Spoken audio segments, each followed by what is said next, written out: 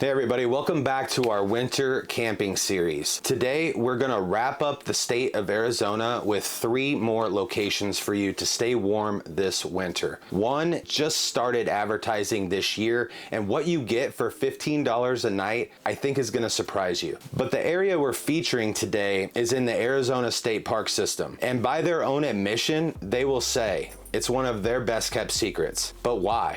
So Dairrian and I are on our way to find out what is so special about this lake. Is there any free camping out here? Is the state park worth paying for? So stick around and find out if this remote lake destination is for you. Make sure if you did like the video, give it a thumbs up and subscribe to the channel if you aren't already, and let's get started.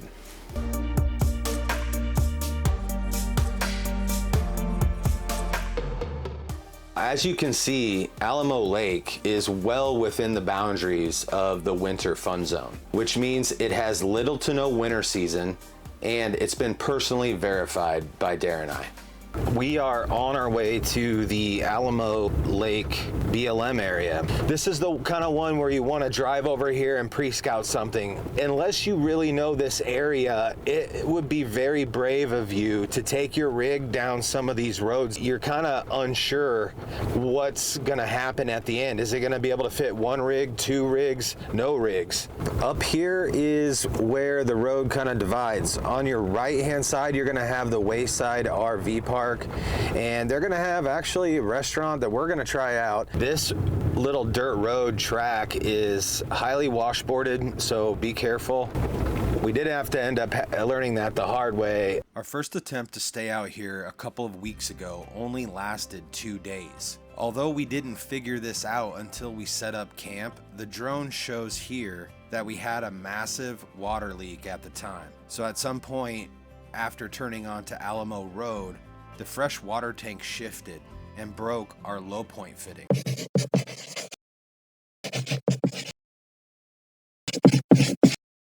We got here with very high hopes. We were rolling heavy, full tanks of water. By the time we got set up, we had 0 water. Everything's leaked out. So here we are in this remote area without a working fresh water tank. We knew we had to book a spot in the park soon, but we didn't really panic too much. We knew we could last a little while because of something we just recently started using to add more fresh water to our overall supply. Here's how we did it. These 2 things right here have helped save us tremendously. Little did we know we got these couple of things just because we mainly wanted it to fill up our coffee for our coffee waters. That way we weren't lifting up this 3-gallon thing to fill it every single time and do our waters.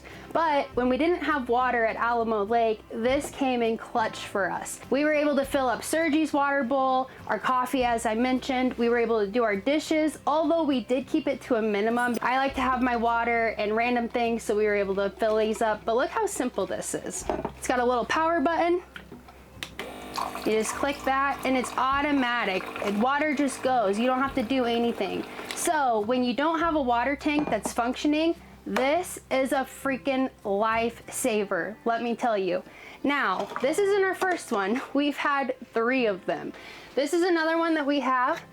And I want to show it to you as well. It's a little bit bigger. The other one that we had, we actually really liked it so much, we ended up giving it to my parents when they were out here because, as you know, they come out to see us quite often, and when they come, they bring gallon jugs or bottled water, constantly stopping. So we convinced them as well to get these awesome gallons and gave them one of these to take home with them. Another thing we love about these jugs is they're stackable. Come check this out.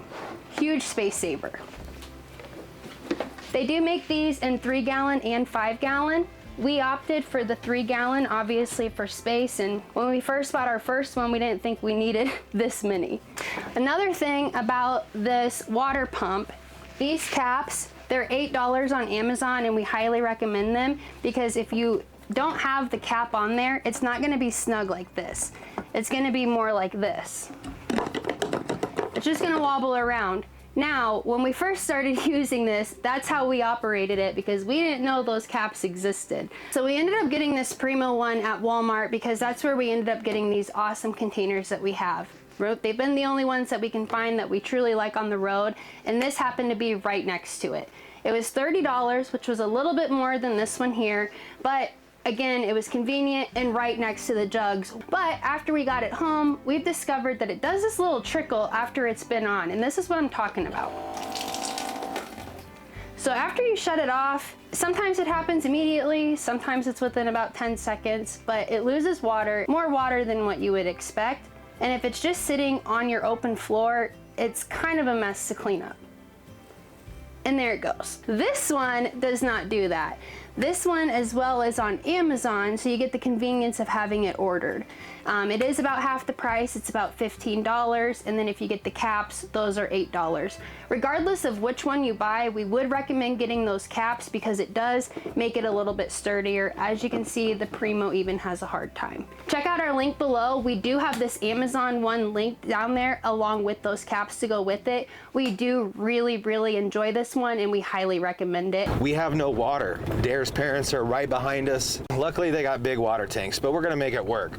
Because we're not gonna be too long for this spot, I think what we're gonna do is take some of the wide open areas that are immediately to the left, and we'll show you exactly where that is. We're gonna give you guys a feel of what it's like to be out here, because driving all the way out here, it's a commitment. The boondocking out here is a mix of dispersed and group camping areas.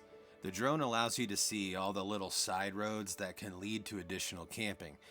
But as I mentioned before, at ground level, these roads don't allow you to see much, so scouting ahead is advised. But this is Alamo Lake. It's nestled into the Bill Williams River Valley, away from the hustle and bustle of everyday life. Alamo Lake offers a lot of outdoor fun. The water is fantastic. Premier bass fishing. As you'll see in these clips, people are pulling in a lot of amazing fish here. And the lake environment attracts all kinds of wildlife year-round. Alamo Lake's nearest city lights are 40 miles away, so the stars out here really pop.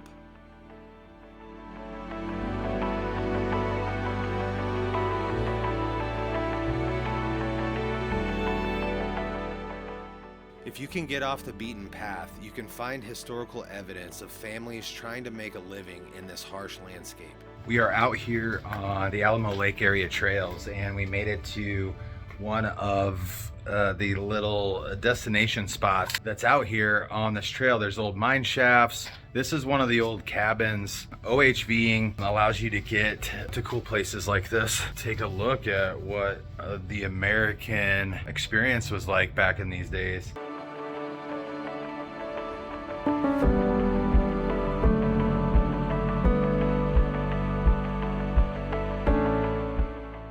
Alamo Lake is also home of the legendary sunken ghost town of Alamo Crossing. The remains of the submerged town of Alamo Crossing are located at the bottom of this lake. The town was almost untouched for 50 years and considered one of the best preserved ghost towns in Arizona before it was flooded. The road that used to lead to the town still exists and dead ends into the water. But the town was intentionally flooded in 1968 to create what is today Alamo Lake. We are down here at Alamo Lake currently throwing to Sergi. Throw the ball. Let's get some B-roll ready and action. Come on, Sergi. Come on. Wow, you're such a fake. Go get him. And that's what it's like living with that guy. When you do get out here, it is extremely remote. It's one of those areas where the rangers will warn you that emergency services are a good 2 hours away. The quickest they can get here is 40 minutes by helicopter. They had always prepared us to, like, if you're going out on a hike, make sure you have like a first aid kit. But it's very remote. Come loaded up. But if you are down on your luck with no water in your tank, there is Dave's Wayside Bar and Grill. And since we're having our water issues, this place was a true oasis. The menu here is full of salty, savory bar and grill favorites, and their breakfast is on point. They offer showers, laundry, and a dump station. Especially after a dusty OHV ride, these showers really came in handy. We highly recommend coming to visit this place. They do have short-term and long-term camping here. We didn't find out about the short-term camping until after we booked our place in the park. Otherwise, we would have stayed here, which is actually fine. I mean, we like this park. We first visited back here in 2022 in our first year. We stayed in the park because we weren't really boondocking back then, but we definitely thought we'd be back. And now that we have our new rig and our solar set up, I mean, you just don't invest in a grid like we have to be staying in full hookup spots. It just doesn't make any sense unless you're having problems like we are at the moment, or if the spot is just that good. When you're not used to paying for spots, this is little things that can happen sometimes. Our stabilizer's got to come down, but we got this big old thing in the way that we didn't consider. Total rookie move, but we boondock. We don't have these issues. So time to get creative. The truth is, after boondocking for so long, there are certain parks and RV lot experiences that can actually feel more like living in a strict HOA. But I think I'll save that topic for a different video. So for now, let's put the two side by side and compare them so you can see which one you might choose. First of all, you're gonna turn onto Alamo Road coming from Wyndon, Arizona. Nearly 40 miles later, you're gonna come to this fork in the road, and if you take it right on the dirt road, you'll end up in the BLM area. If you stay to the left on the pavement, you'll end up in the state park. The park is going to offer three kinds of camping for you.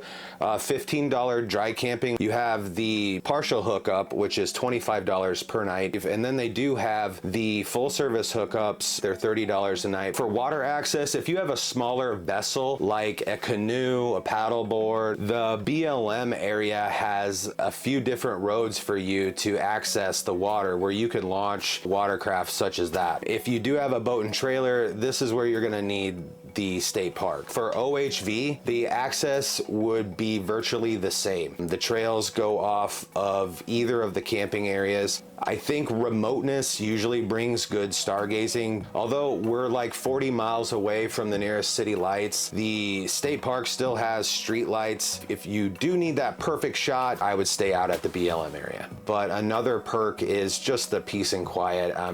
You know, when's the last time you stepped out in your house or your camper and just heard nothing? No wind, no city noise, no nothing. It's just peace and quiet. It's pretty cool.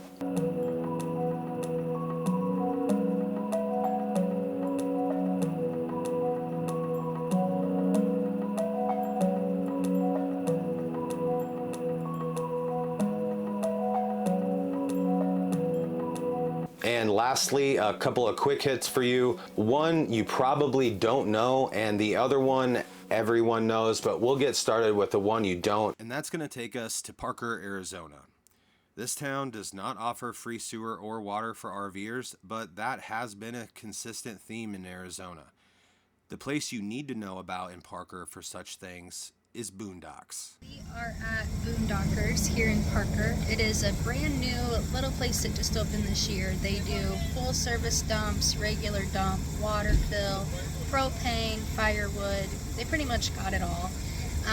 And they do some pretty awesome service work for your RV tanks if you need to. My parents were actually just in town and they needed to dump and get water. It was going to cost them about $25, so they ended up just doing the full service flush, where it's like a hydro jet. Right now, this is really coming in handy, and maybe it will for you too. You guys got to come down here. Boondockers, support this.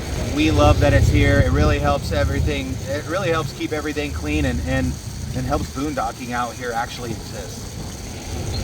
Parker, this is your dump station to use. Boondockers, very friendly people. Here's one you probably don't know about, but it's the Blue Water Casino dry camping experience. We had no idea that you could camp on the Colorado in Parker, Arizona. Apparently, there is some history of camping going on around this river, but this year the casino decided to make it official, and they have divvied out these spots along the Colorado that are actually really nice. They're huge spaces. For $15 a night, you get to stay about 20 yards off of the Colorado, and it is a really nice little beach area with great water access in a no wake zone. It's pretty great. And guys, the landscaping in this area is done very well. I mean, the walks we were able to take with Sergi and just Dairrian and I were really nice. And you know, the palm trees, it makes it feel very tropical here. They have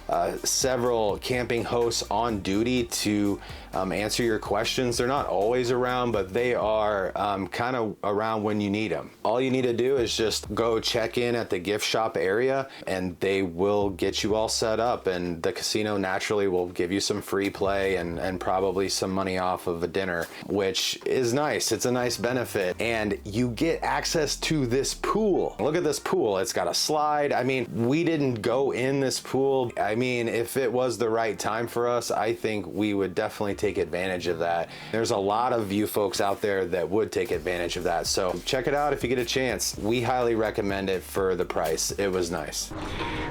Good morning, honey. Morning. I hope we're getting us all. We're still getting used to the new camera. You know, there's Dome Rock right there. Hopefully you can see that.